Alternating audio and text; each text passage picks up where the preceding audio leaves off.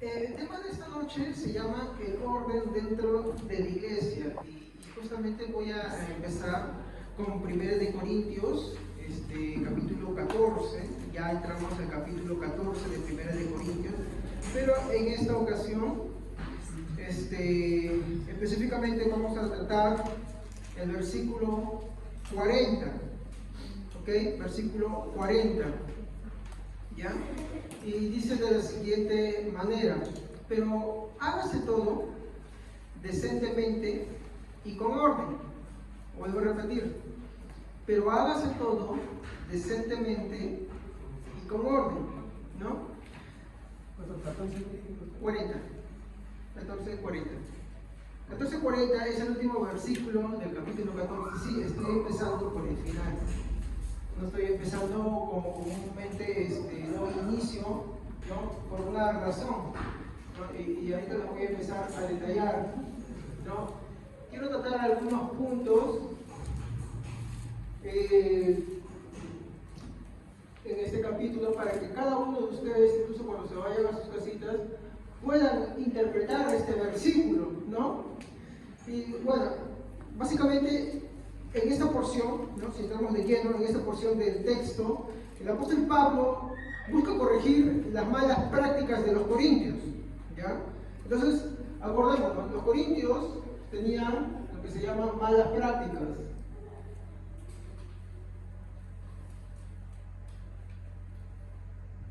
¿Ya? Y ustedes recordarán cuáles eran esas prácticas, ¿no? Por ejemplo, su afán desmedido, ¿no? Estaban afanados, ¿no? Afán por las lenguas, ¿ok? Afán por las lenguas. Ahora, nótense una cosa: Pablo, acá en este versículo, en ningún momento se está refiriendo ya a la glosolalia. ¿Estamos? ¿Se acuerdan qué es la glosolalia? ¿Qué era? Glosolalia no es idioma. Es un ininteligible, o sea que no se entiende, ¿no? Muy bien. Esas famosas lenguas que hay en muchas iglesias pentecostales, carismáticas, básicamente en esas iglesias son las que están, ¿no? Esa es la glosolalia. Entonces, yo quiero que acá puedan entendido algo. Pablo ya no se refiere acá a la glosolalia. Él no se ha entendido que los corintios estén practicando glosolalia, sino que les está hablando netamente del verdadero don de lenguas, que al final es un idioma. ¿Ya? Y la práctica se conoce como xenoglosia, ¿no? Xenoglosia. ¿Qué es la xenoglosia? ¿No? La capacidad de poder hablar una lengua que uno no ha aprendido, la capacidad de hablar un idioma que uno no ha aprendido. Y para que algo sea considerado como un idioma, pues tiene que ser, ¿no?, una estructura de lenguajes, de letras, palabras que sean comprensibles para los receptores. Entonces, eso es el punto central. Pablo ya no está dando por sentado la glosolalia, él está dando a entender que sí, los corintios están predicando la xenoglosia, que es el don de lenguas, ¿no? O como en muchas traducciones que ustedes van a ver, que ya no lo traducen de esa manera, sino que se va a llamar idioma. Por eso muchas versiones, para evitar ese problema, ya no usan la palabra lengua, usan la palabra idioma. ¿Están cometiendo una falta o atentado contra el texto bíblico? No, porque esa es la traducción. Si tú buscas en una traducción del griego al español, vas a ver que glosa es idioma, o lo que la Reina Valera usa como lengua, ¿ok? Muy bien. Entonces, lo segundo es a consecuencia de que ellos resaltaban mucho, ¿no?,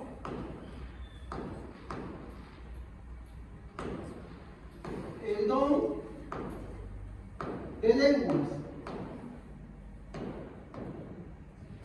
¿no? O ya para ustedes, ya no voy a poner así, pero yo quiero que ustedes tengan en cuenta, acuérdense para no estar volviendo lo mismo, el don de idioma. ¿Ok? que es la forma correcta que se debe usar hoy día para evitar los problemas que hoy se tienen, ¿no? Entonces, ¿cuál es el problema de todo esto, no? Es que en ese afán de resaltar el don son inconsecuentes. ¿Saben ustedes qué es la palabra inconsecuentes? Falta de lógica. ¿Qué es la falta de lógica? ¿No? Por ejemplo, ¿las palomas vuelan? Obvio, es lógico que las palomas vuelen. Su cuerpo está diseñado para que vuelen. La forma en que hoy tiene está diseñado de esa manera. Pero, ¿los chanchos vuelan? No vuelan los chanchos, ¿sí o no? Imagínense el desastre. Si las palomas cuando vuelan, ¿qué te hacen cuando vuelan? Imagínate el chancho cuando vuelan, ¿no? Entonces, es ilógico que los chanchos vuelen. Es ilógico que los peces caminen en el desierto. ¿Sí o no? ¿Estamos? Entonces, nosotros tenemos que dar por entendido, ¿no?, que cuando la Biblia habla, ¿no?, de este problema que tenían los corintios, básicamente era porque resaltaban un don en específico. Y el capítulo 14, hermanos, va a tener un enfoque contra el don de lenguas. O sea, no lo quiere minimizar. De hecho, Pablo quiere exhortar a la buena práctica y el uso correcto de este don. No quiere que lo usen de forma incorrecta. No quiere, y acá ha presentado, que se confunda con la práctica pagana de la glosolalia. Sí, hermanos, la glosolalia es una práctica pagana. Brujos lo practican, muchos sectas lo practican, los africanos lo practican. Hermanos, es una práctica pagana. Los corintios venían de un trasfondo pagano, por eso yo practicaba la glosolalia. ¿Por qué? Porque era llamativo, era evidente, era notorio.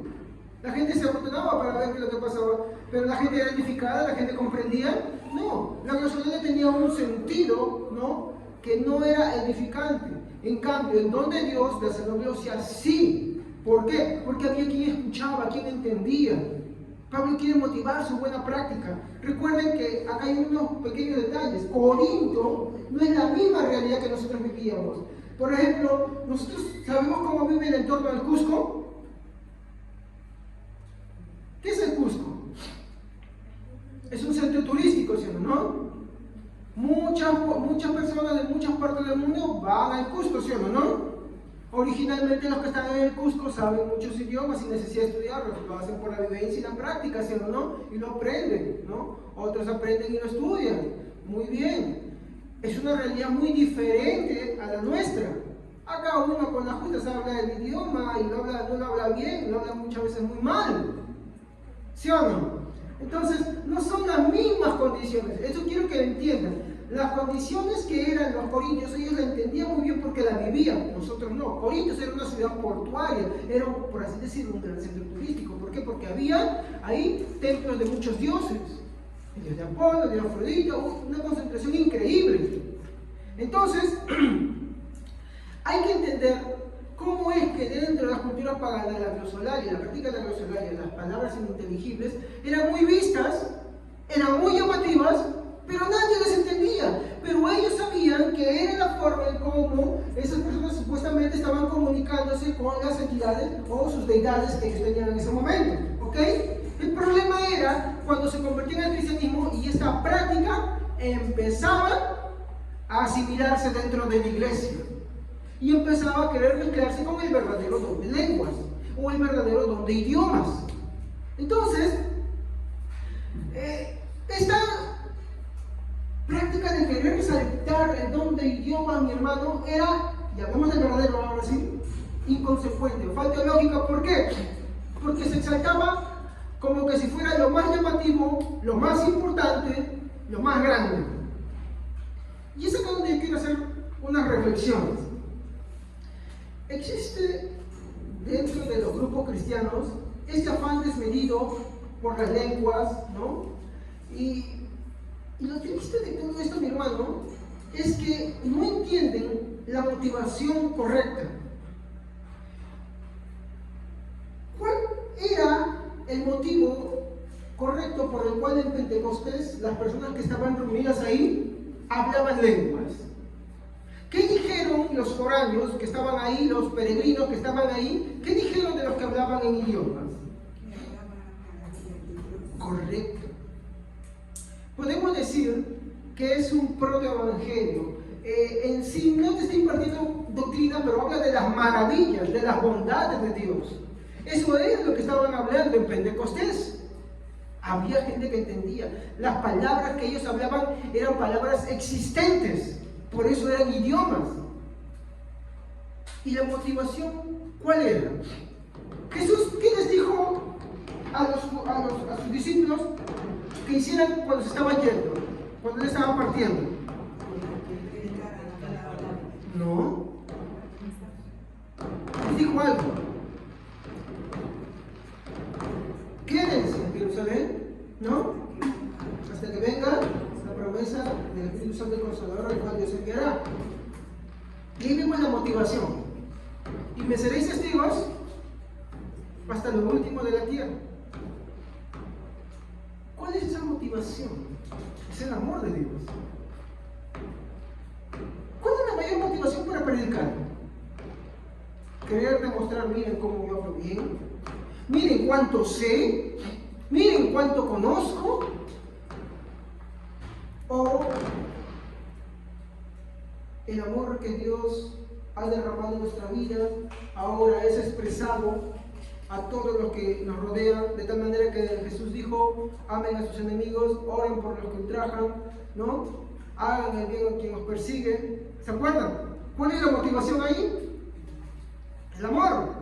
Entonces, ¿cuál debe ser la motivación de las lenguas? El amor. Pero si el mensaje queda sin entender, ¿habrá amor ahí? Ese es el punto. Por eso es ilógico.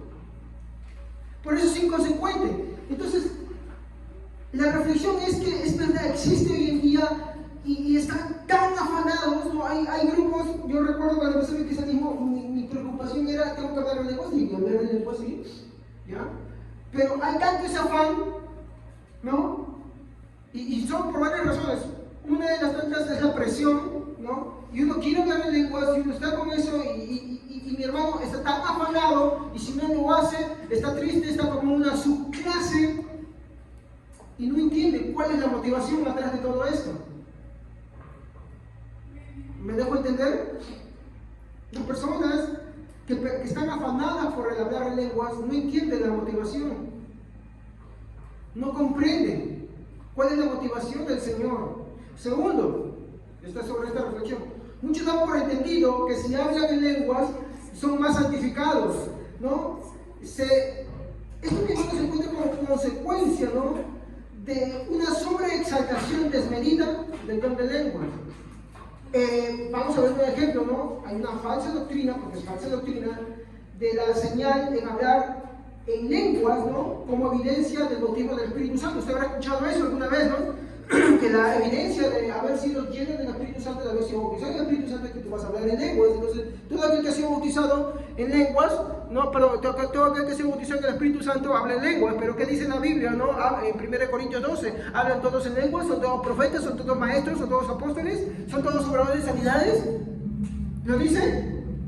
No dice. Entonces, no es la regla, pero sin embargo, por eso yo digo, es una falsa doctrina, porque la Biblia no lo está avalando. La Biblia no está diciendo: oh, mira, ¿saben qué? El hecho de que tú vayas a ser lleno del Espíritu Santo, la evidencia va a ser que hables en lenguas. Pero Pablo está diciendo lo contrario: ¿hablan todos en lenguas?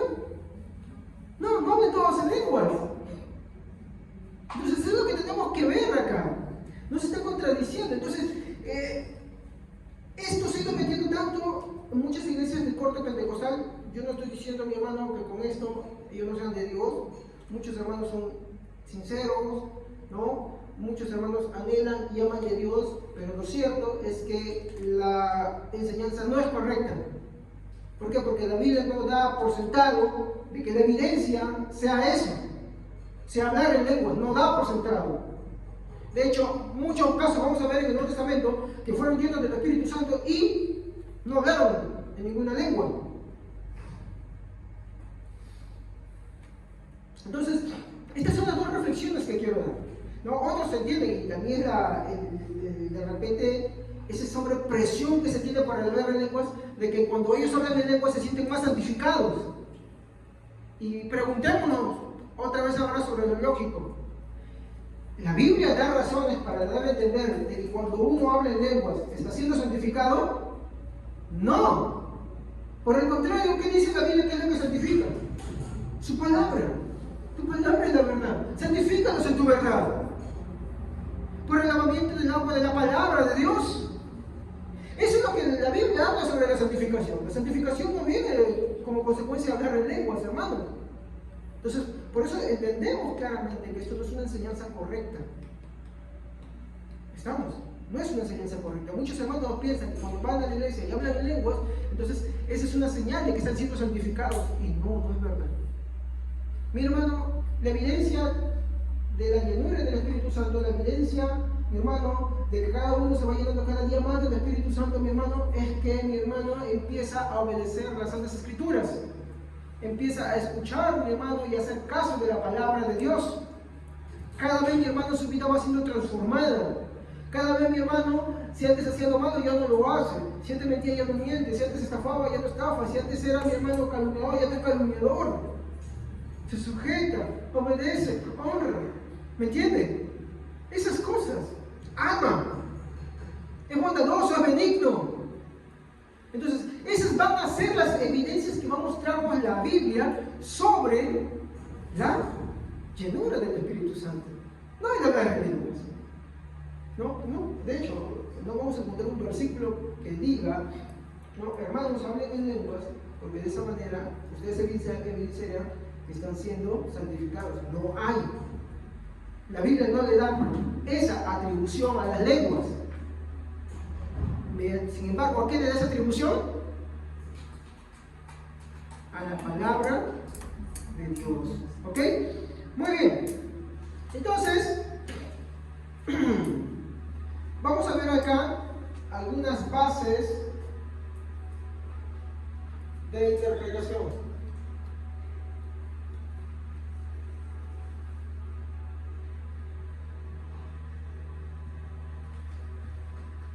¿Qué cosas hay que tener en cuenta a la hora de querer interpretar el capítulo 14 de Corintios? Para una buena comprensión de este capítulo es necesario tener en cuenta los temas tratados.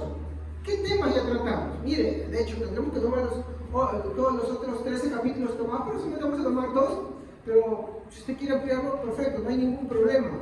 ¿Ok? Pero hablamos, porque el enfoque del capítulo 14, ¿cuál va a ser?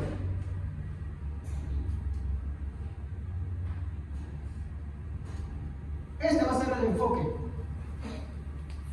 Ahí va a apuntar el capítulo 14. Entonces, ¿dónde encontramos por primera vez que empieza a mencionarse sobre este tema? ¿Dónde? No. Capítulo 12. En el capítulo 12, hermanos, nos habla sobre la unidad del Espíritu Santo.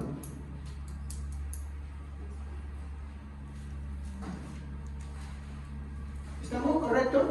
Al hablar de la unidad del Espíritu Santo nos habla también de su obrar, ¿no? Y para eso, hermanos, vamos a ver que su enfoque va a ser siempre la armonía de los hombres, ¿no? Y también, ¿no?, que cada cristiano tiene un don. Vamos a ver ahí, su obrar. Armonía de los dones. Porque otra vez, ¿por qué yo mencionaría mucho un tema? Porque estaban afanados y resaltaban esto. Porque en las prácticas paganas esto era muy llamativo. Era demasiado solicitado, era demasiado visto. Entonces, había este problema, ¿no? Había ese problema. Entonces, por eso Pablo va a enfocar eso. Entonces, por el capítulo 2 habla sobre la unidad del Espíritu Santo, nos habla de su obrar, de la armonía de los dones. También nos va a hablar de que cada cristiano, o sea, todo cristiano, tiene un don. Por favor, si me lo pueden pasar la voz a mi esposa, que ya tranquila que venga. Bien, gracias. Entonces, cada cristiano tiene un don. Vamos a ver versículos para eso. Por ejemplo, capítulo 12, versículo 4 al 7.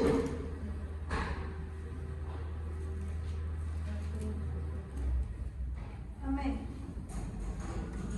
Los que pertenecen a la iglesia pueden estar Pueden tener distintas capacidades, pero todas ellas las da el mismo Espíritu.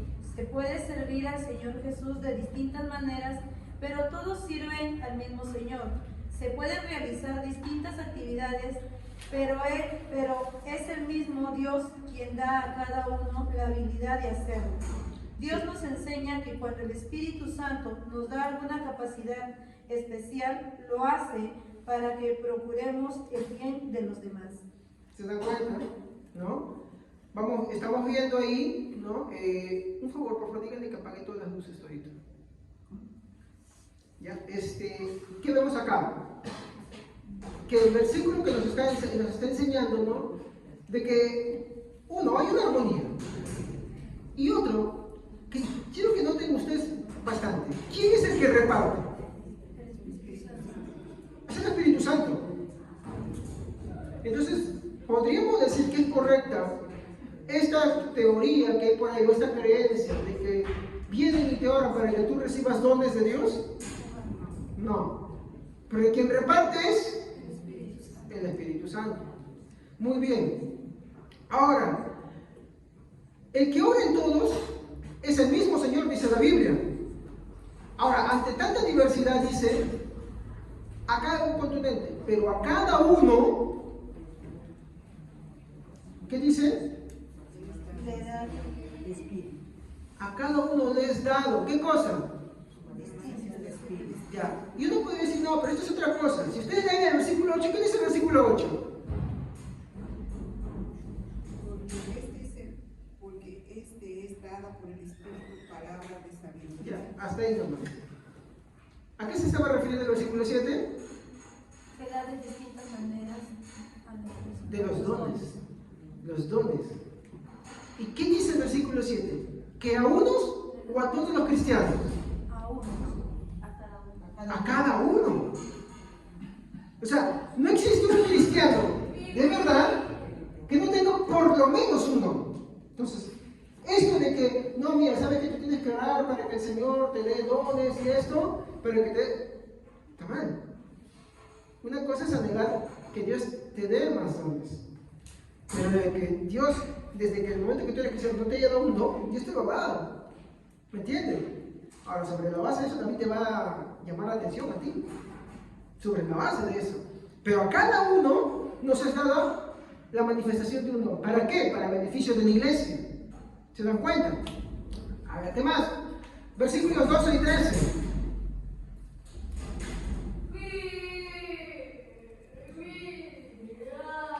De hecho, aunque el cuerpo es uno solo, tiene muchos miembros, y todos los miembros, no obstante ser muchos, forman un solo cuerpo. Así sucede con Cristo. Acá nos habla de la unidad, de que todos somos parte, sí, que no hay una clase de élite más arriba, otra clase de élite más abajo. Esto es una razón por la cual yo no comparto el pentecostalismo en este sentido. ¿Por qué? Porque habla de una élite de llenos del Espíritu Santo y una élite de cristianos que no. Y eso no es bíblico. No hay base para eso. Ahora que vamos a tener el capítulo 14, vamos a empezar a especificar muchas de las creencias mal entendidas que se usan sobre estos versículos, donde que mi hermano ustedes van a ver contundentemente cómo es que la Biblia empieza a regular el tema de las lenguas. Por ejemplo, el versículo 26 al 27. A ver, ¿quién lo lee? 26 al 27. Amén. Sí, no se preocupen. A ese versículo que están leyendo ustedes, del versículo 2 en adelante, vamos a llegar. Pero ustedes tienen que tomarlo todo en contexto para que ustedes sepan a qué se refiere. A ver, versículo 26 al 27 del capítulo 12. Amén. Si una persona sufre, las demás partes sufren con ella y si una parte de la honra, todas las partes se alegran. Todos ustedes en conjunto son un cuerpo de Dios y cada uno de ustedes es parte de ese cuerpo. Amén. Entonces, el capítulo 12, ¿qué enfoca, hermanos? Unidad, el obrar la armonía, que todos los cristianos tienen los dones, ¿no? Y todo eso. Entonces ustedes dirán, pastor, pues si usted me dice que estas cosas funcionan así, de que el don de lengua no es de esta manera, de que el don de lengua no es la personalia, pues porque hay un versículo que dice, el que habla en lengua extraña, ¿no? Habla a Dios y no a los hombres y nadie le entiende. Bueno, hermanitos, es que si ustedes van a ir de frente a ese versículo y se van a quedar solamente a agarrar ese versículo, ustedes no van a entender qué es lo que dice. ¿Por qué? Porque usted tiene que leer ese versículo con todo el conjunto. Entonces, ese temita no lo vamos a tratar hoy. Vamos a tratarlo otro día, porque ahorita vamos a ver las bases de la interpretación del capítulo 14 para que ustedes puedan entrar en plano. Porque miren, hasta ahorita todavía no estoy tocando el primer versículo. Solamente la base para poder entrar al versículo 1 y 2. De hecho, el primer bloque va a ser del versículo 1 al 5, donde está ese versículo. ¿Ok? Y ustedes van a ver que después de ese versículo, ¿qué es lo que Pablo responde? Porque acá el tema es orden. El problema era que había cristianos que, ojo, practicaban el verdadero don de lenguas, pero no había quien le entendiera. Y ahí estaba el problema. Pero no está hablando de la xenobiosis. Perdón, no está hablando de la personalia, que es que nadie le entienda nada. ¿Estamos? De que no sea una palabra que tenga un significado. No está hablando de eso. Ahora, ese es el capítulo 12. El capítulo 13, ¿cuál fue el enfoque del capítulo 13? ¿El amor sobre qué?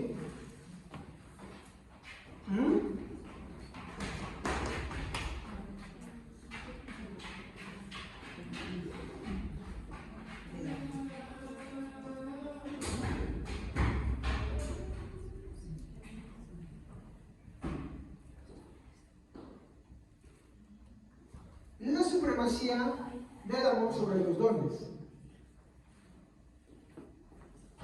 Ustedes tienen que, hermanos, tener en cuenta algo. Cuando ustedes quieren interpretar un versículo, entiendan, la Biblia, hermanitos, no fue escrita por versículos. Fue escrita como cartas. Entonces, yo para poder entender el enfoque de uno tengo que tener el panorama completo. La Biblia me empieza a hablar de la unidad del Espíritu Santo, me empieza a mencionar que hay unos dones, y de pronto me dice, pero sobre los dones, y por encima está el amor. ¿Me entienden? Si yo desgloso esto, desarraigo esto, es como agarrar la Biblia, mi hermano, y algunos pueden visitar versículos, pero como bien veía, es como agarrar la Biblia, no voy a hacer eso, pero me donde eso. Es como agarrar la Biblia y empezar a romper hojas. ¿Me comprende? Usted cuando interpreta la Biblia de esa manera, sin poner en contexto los demás versículos, pues es como arrancarle hojas a la Biblia. Eso es faltarle el respeto a la palabra de Dios.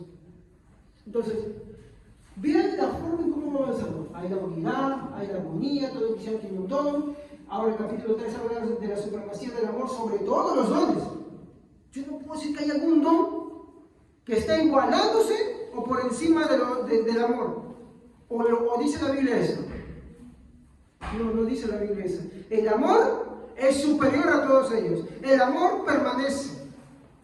De hecho, el lenguaje que Pablo dice es, qué terrible es expresar un don sin la presencia del amor. Es algo mucho peor.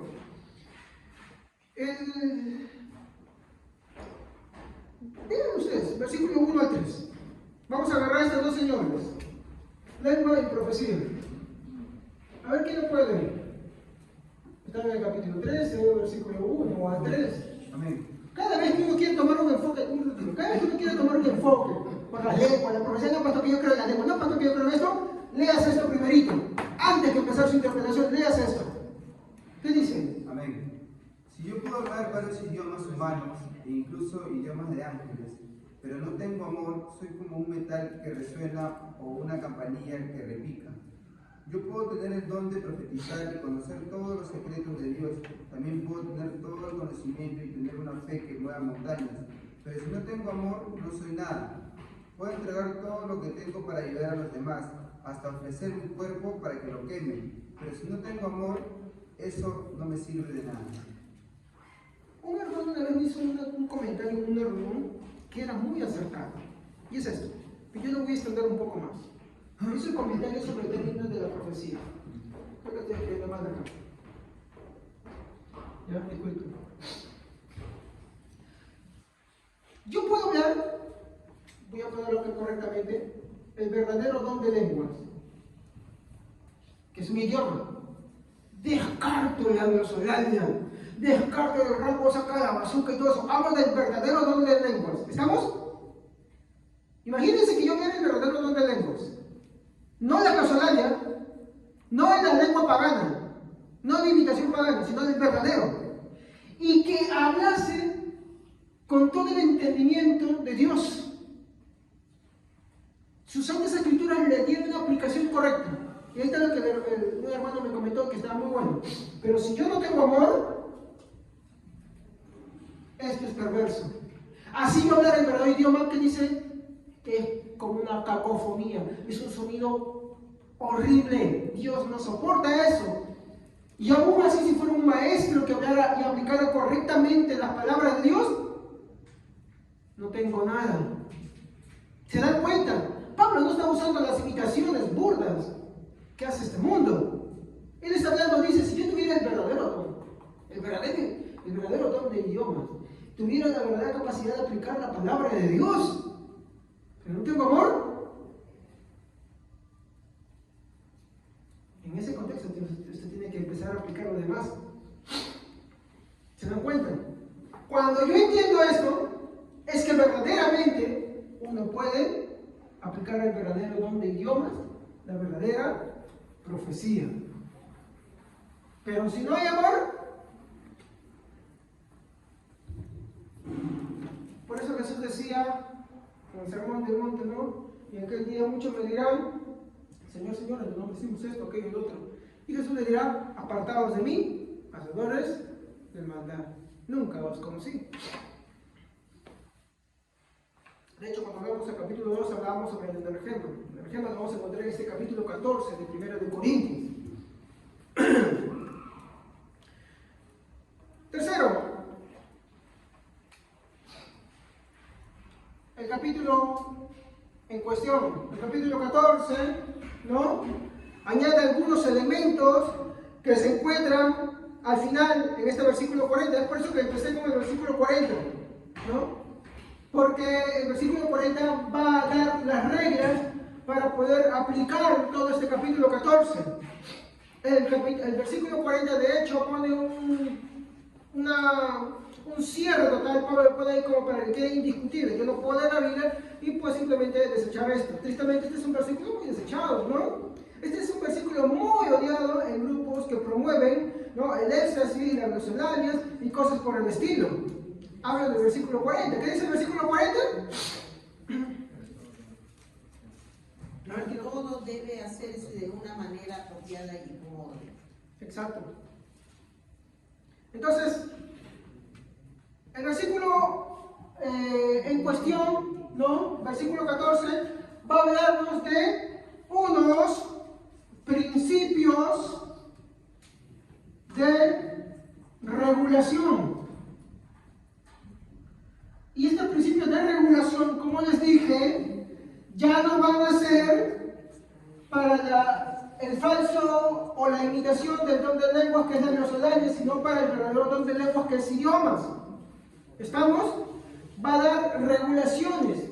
Y la primera regulación que vamos a encontrar es: hágase todo. ¿No? ¿A qué se refiere con hágase todo? Que todo lo que practiquemos en nuestras reuniones, todo, no una parte, sino todo. Todo lo que hagamos dentro de la iglesia tiene que tener dos cosas. La siguiente palabra que vamos a encontrar es decentemente, ¿no? Entonces, cuando nosotros vamos a ver qué es decentemente, vamos a ver como algunas versiones lo traducen, ¿no? Apropiado, ¿no? apropiado o correcto. ¿Me equivoco? Hay versiones, por ejemplo, de la traducción al lenguaje actual, la nueva versión internacional, nueva traducción viviente, van a usar palabras similares, ¿no? De cómo es decente. Es de forma apropiada y correcta. La práctica de nuestros servicios. ¿Cómo deben de ser? La otra palabra que también usa como principio de regulación, ¿qué cosa dice ahí? Falta una palabra. Es orden. ¿Y qué es orden? ¿No? Que las cosas son de forma coordinada. ¿Qué más? ¿No? Que está en su lugar.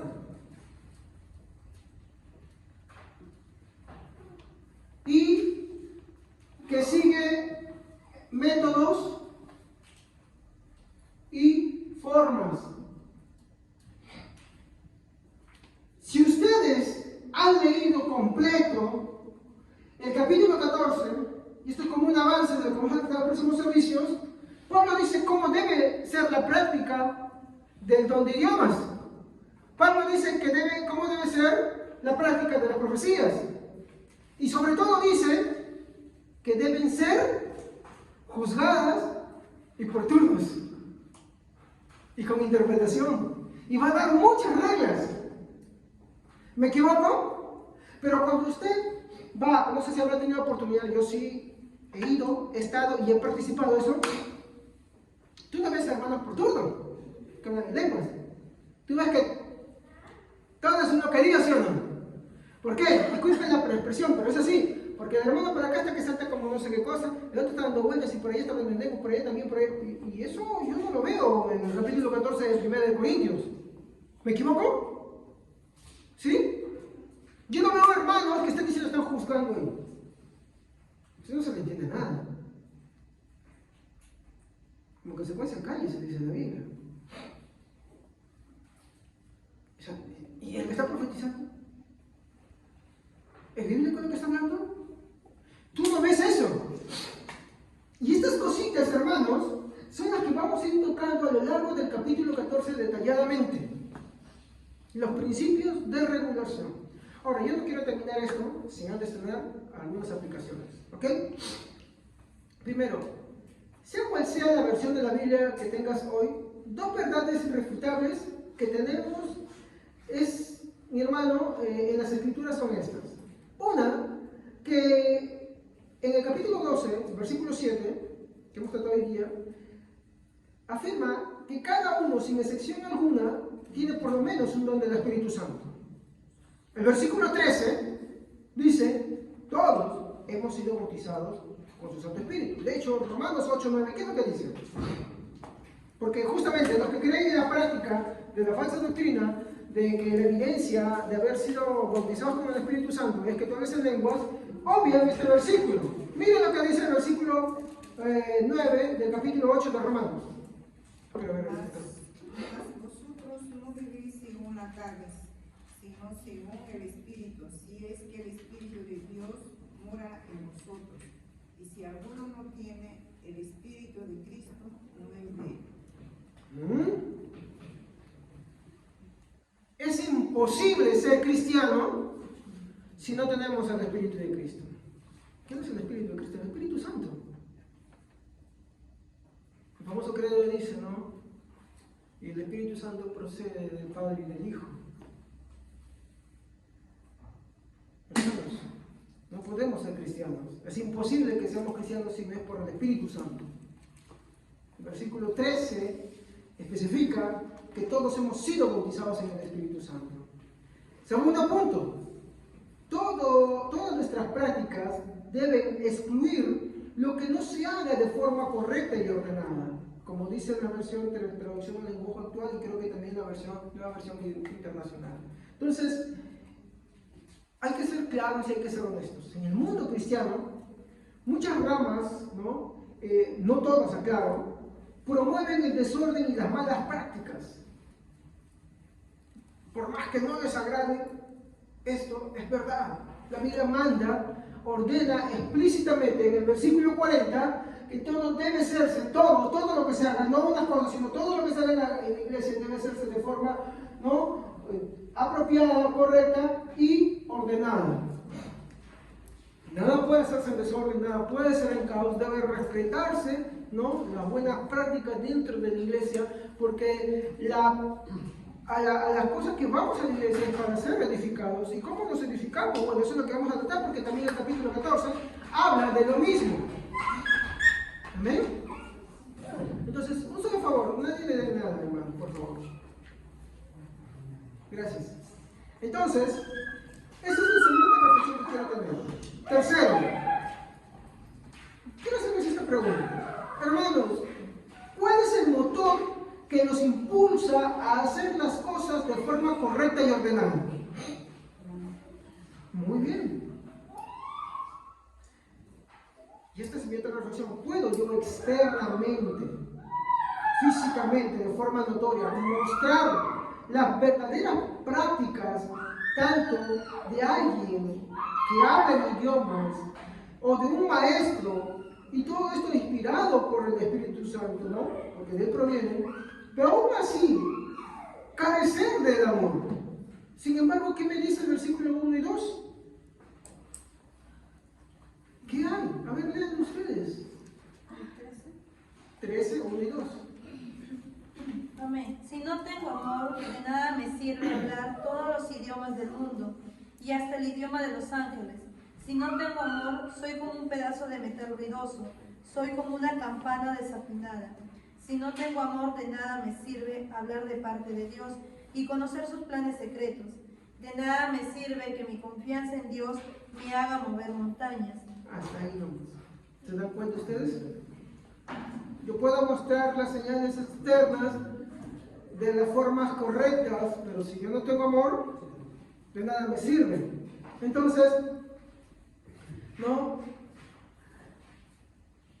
la realidad es cierta, ¿no?, que si el amor de Dios no es tu motivo, no es mi motivo, estoy perdido.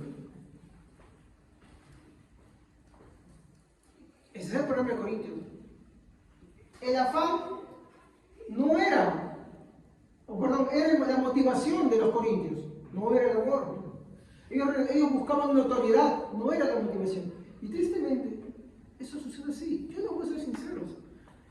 En mí, cuando yo estaba dentro de esta corriente, si bien es cierto, una parte de mí quería hablar en lenguas porque decía, yo quiero tener mayores experiencias en Dios. Y miren lo que estoy diciendo, yo quiero tener mayores experiencias en Dios. 2, eso me va a ayudar a mí a tener cargo, para poder seguir creciendo. Y le pregunto, ¿esas son motivaciones correctas? Todo lo incorrecto. Es todo lo incorrecto. Lo correcto es el amor de Dios. Incluso ya se han hecho reglas, ¿no? Hay institutos, solamente pentecostales, no son de otras ramas, que si tú no tienes la evidencia de haber hablado de nuevas lenguas, tú no puedes estudiar bien. Entonces están afanados y dan su testimonio. Yo oraba porque yo quiero hablar en lenguas. Y dicen, justo un último día antes de que se cierren las inscripciones, el Señor empieza a hablar en lenguas. ¿Se dan cuenta? Pues no es una enseñanza correcta, no es una enseñanza adecuada, ¿no? Entonces, es triste, pero es cierto, ¿no?, que si el amor de Dios no es el impulso, aún así sean los verdaderos dones, uno está perdido. Es la verdad, uno está perdido. Porque como hablaba en el capítulo 2, en los primeros versículos, cuando empezamos este estudio, mi hermano, el energema, ¿no?, acá es el amor, lo que va a hacer que esto se muestre en las verdaderas prácticas. El amor es lo que tiene que impulsarnos a hacer las cosas de Dios. El que no hace nada, no tiene el amor de Dios. Segundo, el amor nos va a impulsar a hacer las cosas de forma apropiada y correcta, porque no queremos ofender a Dios. ¿Estamos? Tercero, ¿no?, el amor nos va a hacer que hagamos todas las cosas en orden, porque lo que queremos es edificar por amor a nuestros hermanos. Entonces eso va a impregnar a los verdaderos dones de Dios para que se puedan manifestar y sean de provecho para la iglesia. Y ya no va a ser que haya alguien que simplemente lo haga para querer mostrar, oh, mira yo cuánto sé, mira yo cuánto hago, mírame a mí, mira yo esto, yo aquello, yo lo otro y qué sé yo. Y el yo completo. ¿Se dan cuenta? Sino que ahora la motivación es, tengo que edificar a mis hermanos. Quiero que ellos crezcan también. ¿Se dan cuenta, hermanos, que es muy diferente? El amor de Dios busca esas cosas. No busca resaltar un don para hacerlo notorio. Como les dije al principio, y con eso termino. Antiguamente, los paganos, los que trabajaban en Mesopotamia, todos se juntaban alrededor de ellos. Porque quería saber qué esa persona iba a decirles ahora. Que nadie les entendía. Tristemente, esas prácticas muchas veces se presentan en el cristianismo. Aquí, mi hermano, donde comenzaremos justo por el versículo 1 del capítulo 14.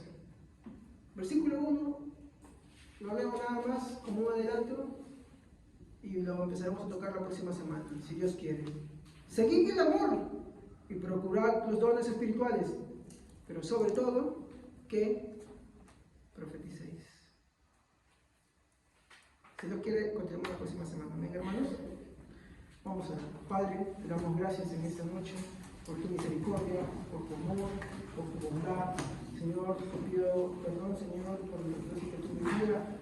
Ayúdanos, Señor, ten misericordia, danos sabiduría, dame sabiduría a mí también, Señor, para no cometer errores, Señor, para poder hacer bien las cosas, Padre Santo.